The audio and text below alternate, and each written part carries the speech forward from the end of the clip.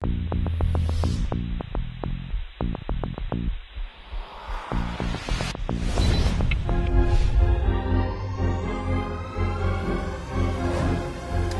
de Ciências da Comunicação, FCSH-UNL.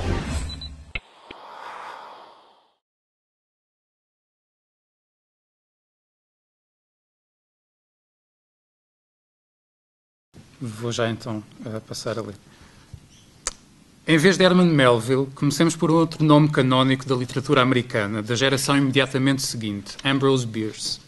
Não fosse o pioneirismo de Edgar Allan Poe no cruzamento entre o popular e os mais diversos avatares do fantástico ou mesmo da protoficção científica, e os 23 anos que separam Melville de Bierce poderiam justificar a preferência do primeiro por uma abordagem realista, mesmo quando a temática são as viagens náuticas por territórios mais exóticos, enquanto o último, apesar, ou talvez por causa do jornalismo e da experiência da Guerra Civil, conciliou cenários mais caseiros com uma afinidade pelo terror e pelo insólito. Cerca de 2 décadas depois da morte de Bierce, em 1913, era esse um dos rumos que a literatura popular dos Estados Unidos tinha tomado, com os pulps especializados em contos policiais, ora no horror sobrenatural a caminho da high fantasy, destacando-se aqui, por exemplo, a Weird Tales, ora também na ficção científica. Como prova da influência de Bierce, o conto para o qual voltamos a nossa atenção, Moxon's Master, foi inúmeras vezes republicado em coletâneas e revistas de qualquer desses subgéneros populares e é, aliás, frequentemente mencionado sempre que se trata de apresentar a evolução da ficção científica. O motivo, abstraindo-nos do tom de horror que faz também parte da narrativa, é a presença de um homem artificial, igualando inclusive a capacidade humana de raciocínio. A história começa, aliás, por um diálogo quase filosófico entre o protagonista narrador e Moxon. Are you serious? Do you really believe that a machine thinks? Well, then, is not man a machine?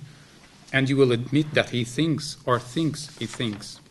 Ecos remotos de La Métrie, talvez, mas se tivermos em conta que este conto foi pela primeira vez publicado no San Francisco Examiner, de 16 de abril de 1899, será porventura mais adequado confrontá-lo com 2 ensaios posteriores, qualquer deles hoje em dia canónico, porque seminal em áreas de pesquisa fundamentais para compreender a segunda metade do século XX.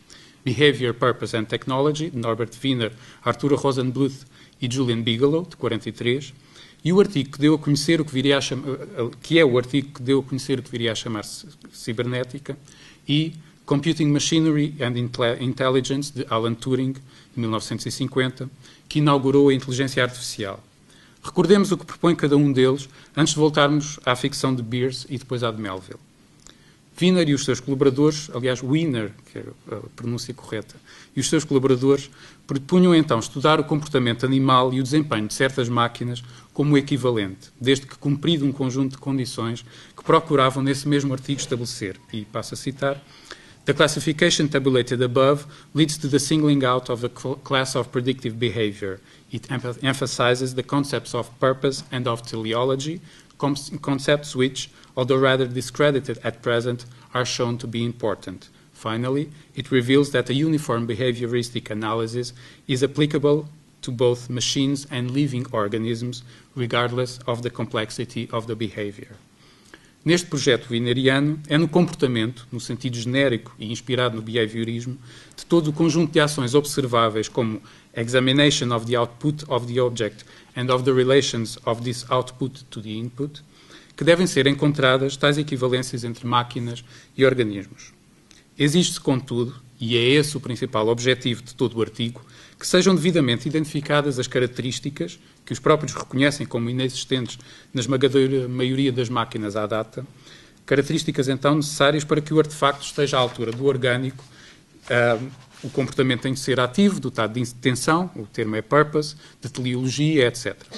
A capacidade de raciocínio não chega sequer a ser considerada, pois exigiria um grau demasiado elevado de complexidade, o que não significa que fosse todo inalcançável.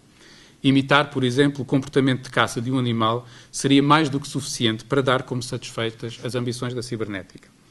No outro artigo, Alan Turing dá esse passo extra, ou, para ser mais preciso, opta por um caminho ligeiramente enviesado, que alguma máquina possa simular na perfeição o comportamento humano, no sentido puramente fisiológico, é irrelevante, a não ser que se possa também, ou mesmo em vez disso, reproduzir essa capacidade que nos é única, o raciocínio. Aristóteles revisitado, portanto. Para Wiener, a alma sensitiva, mesmo começando pela vegetativa.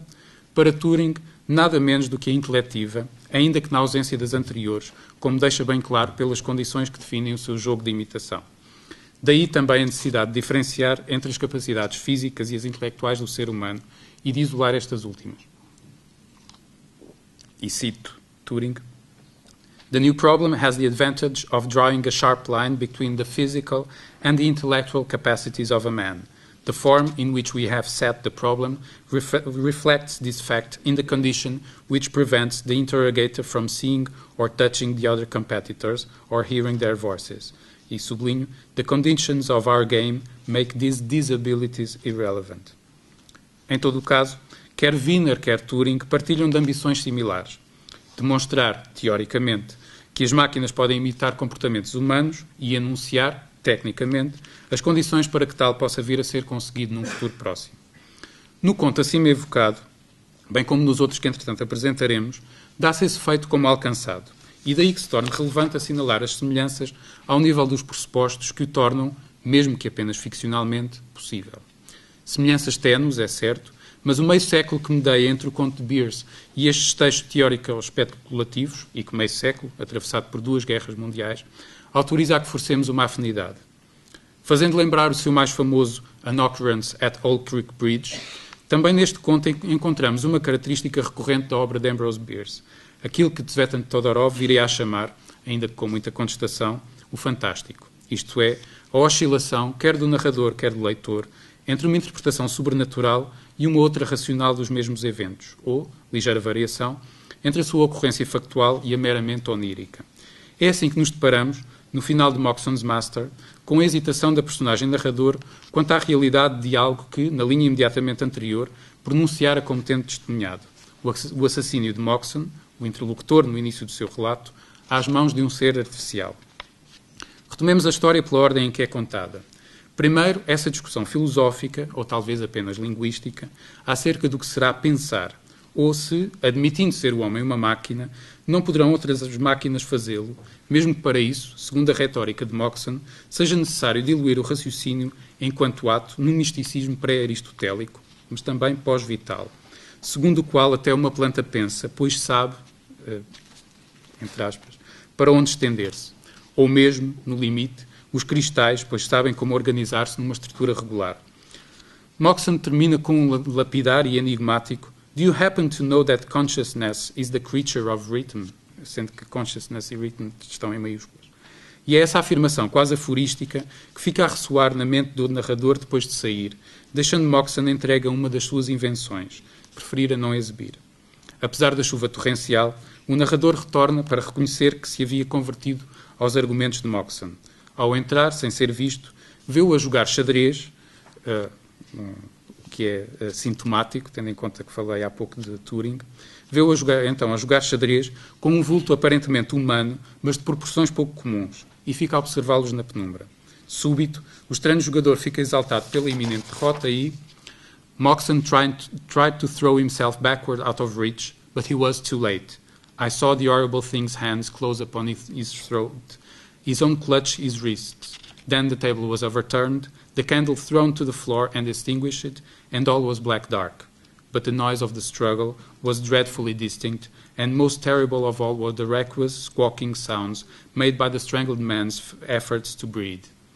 O narrador perde a consciência e, ao recuperá-la, fica a saber da morte de Moxon. A estranha criatura, que somos obrigados a concluir que se tratava de uma criação artificial dotada dessa capacidade de pensar, e pelos vistos também das emoções mais primárias, não volta a ser vista. É também de uma morte do criador às mãos da criatura que trata The Bell Tower, conto de Herman Melville, originalmente publicado em agosto de 1855 na Putnams. Se na história de Ambrose Bierce a híbris castigada parece resultar de uma criação quase perfeita, tão humano que nem lhe falta o nosso comportamento irascível, talvez demasiado irascível, em Melville são as pequenas imperfeições que se conjugam para condenar Banadonna, o arquiteto responsável pelo campanário, pelo seu sino e, algo que só depois nos é revelado, também pelo autómato que o substitui na monótona tarefa de repicar esse sino a horas certas. Se o tom do diálogo de Moxon's Masters deixava as personagens sucumbir ao misticismo, aqui muito cedo se impõe, anunciando a tragédia, a analogia entre a criação divina e o seu émulo humano.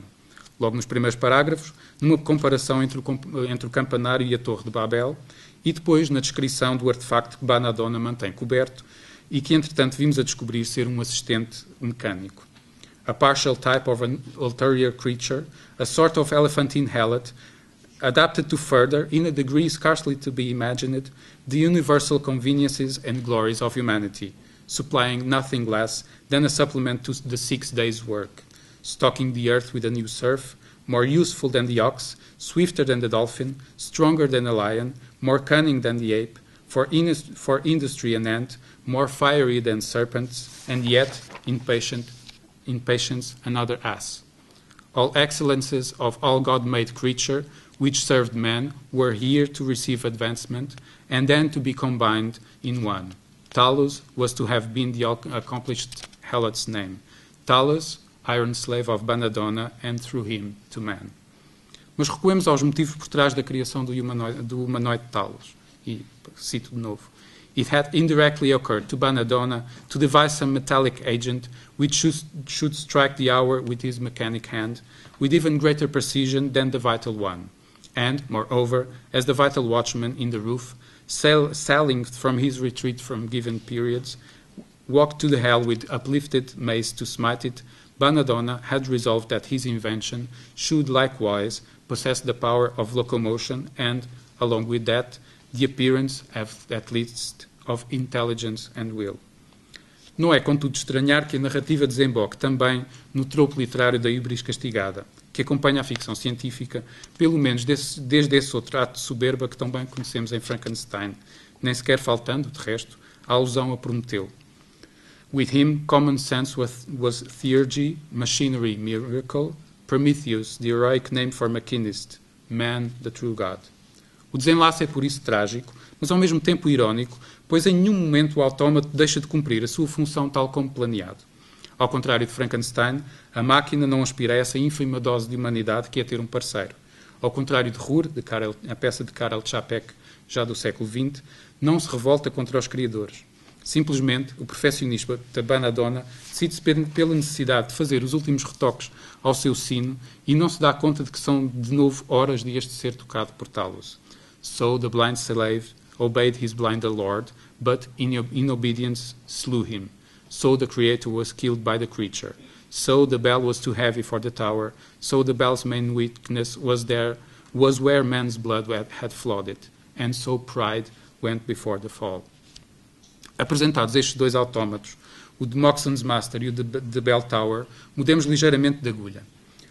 Estas são claramente narrativas não realistas, diríamos mesmo de protoficção científica pelo seu tom especulativo, descrevendo invenções que de alguma forma poderiam ser tomadas como verosímeis num futuro próximo.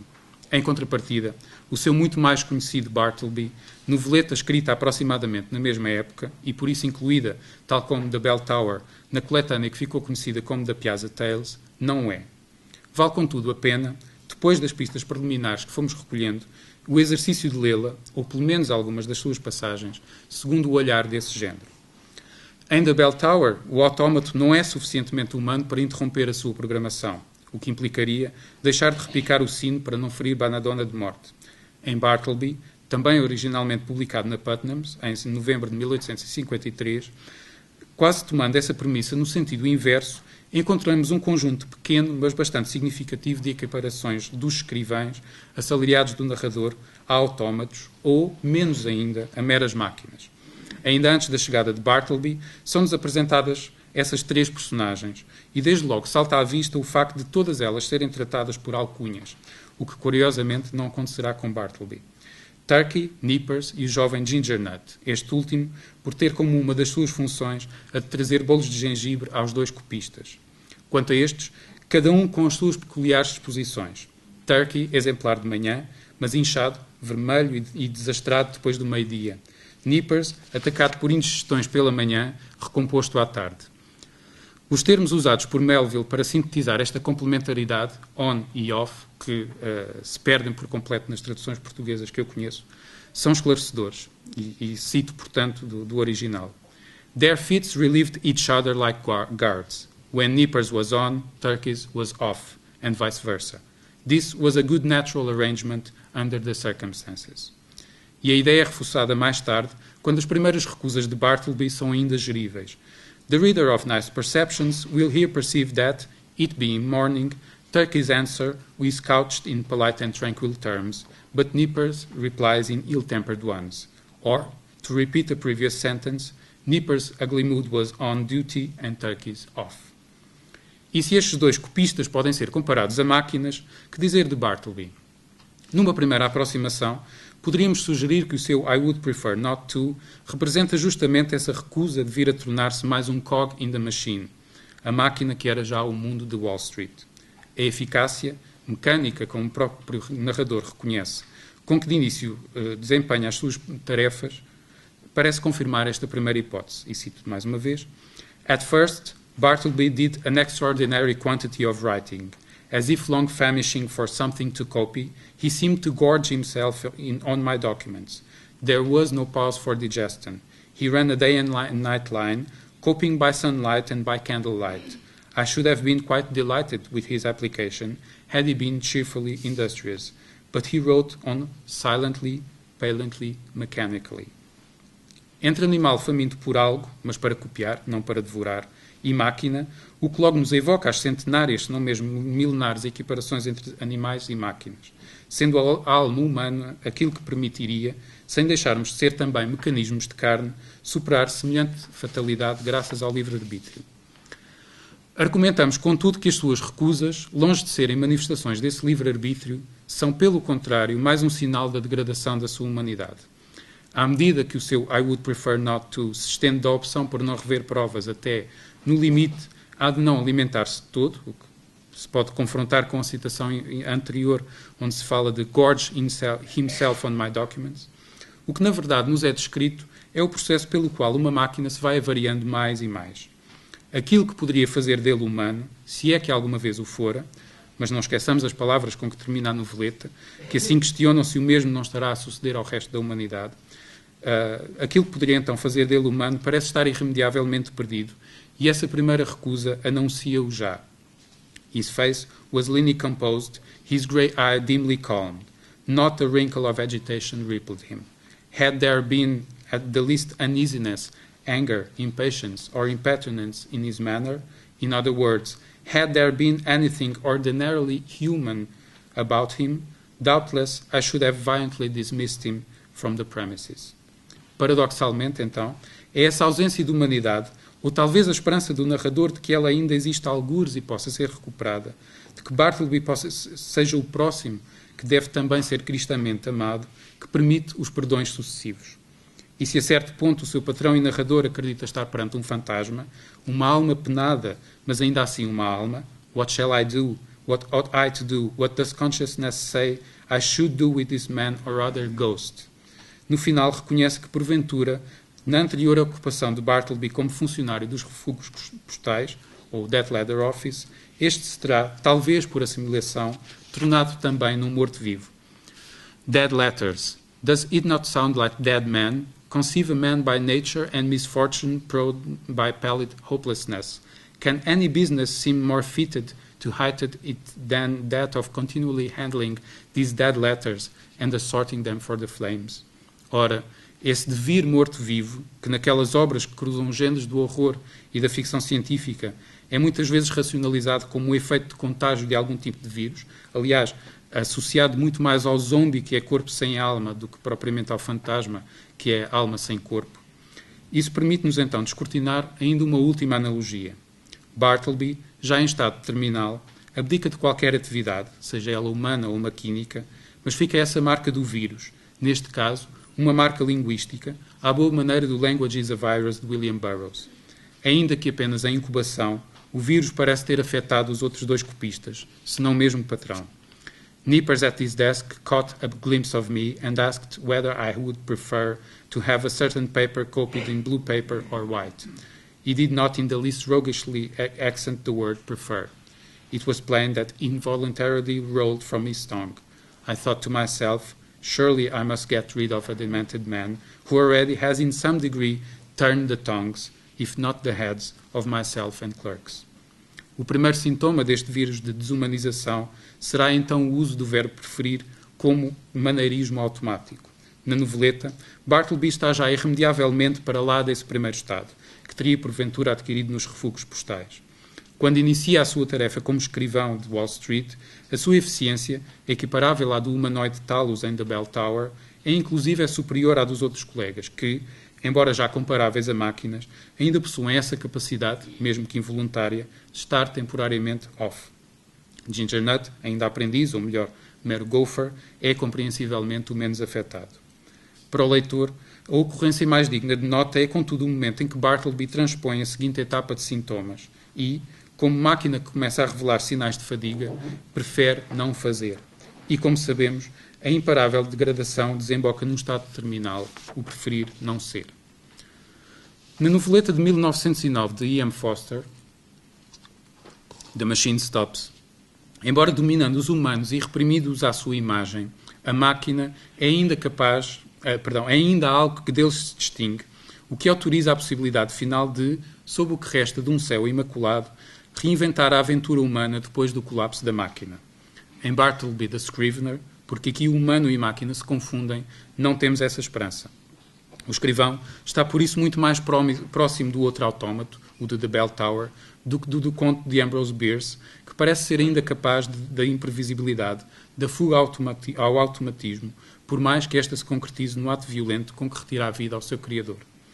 Reiteramos a argumentação com um ensaio de 1972 de Philip K. Dick, autor de ficção científica que repetidamente trabalhou essa desarticulação entre humano e máquina, encontrando nos atos, e não na origem, o critério para diferenciá-los. E faço duas citações de uma tradução portuguesa que existe. O que há no nosso comportamento que possamos classificar como especificamente humano, que nos seja único enquanto espécie, o que, pelo menos até agora, podemos classificar como comportamento maquínico ou, por extensão, comportamento típico dos insetos ou comportamento reflexo. Eu incluiria nesta categoria aquele tipo de comportamento pseudo-humano exigido pelos que foram, outrora, seres humanos. Criaturas que, de formas que vou abordar em seguida, se tornaram instrumentos, meios em vez de fins, e que deste modo são, para mim, análogos a máquinas no mau sentido, na medida em que, apesar de continuarem a ter vida biológica e metabolismo, a sua alma, por falta de palavra melhor, já não possui existência ou, pelo menos, já não está ativa. Ou então, nesta última passagem de Philip K. Dick, com que terminamos, como não ver o síndrome de Bartleby que talvez, à época, já assomasse toda a Wall Street. A redução dos humanos a mero uso, homens tornados máquinas, a servir um propósito que, mesmo que bom num sentido abstrato, precisou de recorrer para que se efetivasse àquilo que ser o pior mal imaginável, a imposição ao homem livre, que ria e chorava e cometia erros e se dilacerava até à loucura ou à diversão, de uma restrição limitadora que, apesar do que podemos imaginar ou pensar, o obriga a participar no cumprimento de um objetivo exterior ao seu próprio destino pessoal, por insignificante que seja. É como se, por assim dizer, a história o tivesse tornado o seu instrumento. Obrigado.